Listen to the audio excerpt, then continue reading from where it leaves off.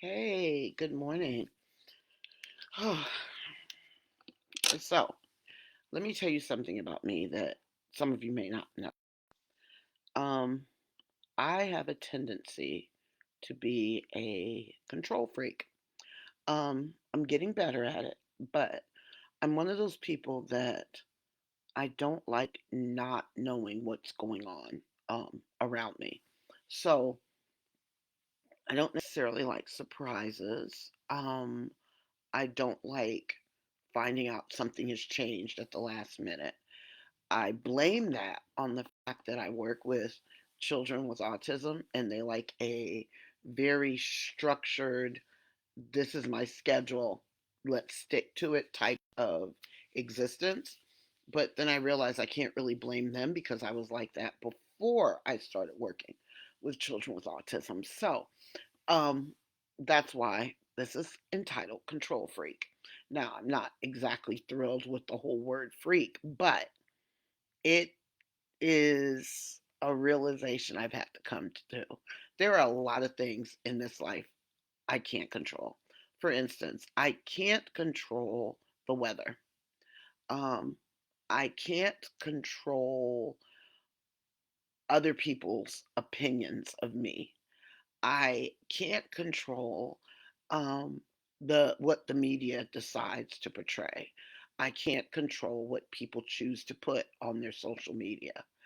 Um, I can't control how people react or respond to things I say and do. What I can control is how I handle it. So if I have plans for the day and my plans are outside plans and a storm comes up and it gets and we get dumped on by rain, obviously those plans that I had set forth are not going to come to fruition. So I have a choice. I can get really angry, which, believe it or not, that won't stop the rain. Done that. I can get really depressed. That didn't stop the rain either. I can wallow in self pity, and that doesn't work either. Or I can choose to say, wow, as disappointing as it is that rain has changed my program, I'm not going to let it change my mood. I'm not going to let it control me. I'm not going to let it keep me from being a good person. Um, the fact is, this world is full of things that we don't expect. Hi, Kathy. You can go on vacation now that you're on here. You can go on vacation and plan a great vacation and end up having to spend part of your vacation in the hospital because you get sick, out of your control. Whether you allow that to ruin everything for you is very much in your control. And I'm not belittling when bad things happen. Uh, for instance, my mother passed. I had no control over that. If I had control over whether she lived or died, she'd still be here. But I had no control. Was I sad? Yes. Am I still living in that sadness? No. Am I still grieving? Yes. Wallowing in that sadness would not bring my mom back. So, the one thing that you have control over is you. You have control over how you choose to respond to a situation. You have control over how much control you allow that situation to have over you. Guys, bad things are going to happen. Um, and unexpected things are going to happen.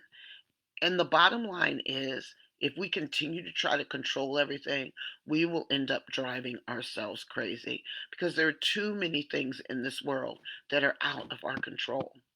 But the fact is, and I tell my students and the teens I work with all the time, I not tell them, I ask them when they're angry or when somebody's done something to them and they just want to lash out. I'm like, they'll be like, well, so and so did this. Unfortunately, you have no control over what they did.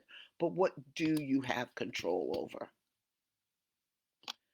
Yeah, some things it's easier said than done, but once you learn to let go of control and only focus on how you're going to handle what has happened to you, or what has happened to your in your life, or what has happened to somebody else, only then do you truly have control, because the only person you can honestly control is yourself. All right. So I hope you guys have a fantastic day. I'm getting ready to go speak at a church this morning, and the sermon title is Down and Dirty. So I'm pretty excited about it. But I hope you all, again, have an absolutely blessed day. And please be good to each other, because you have control over that.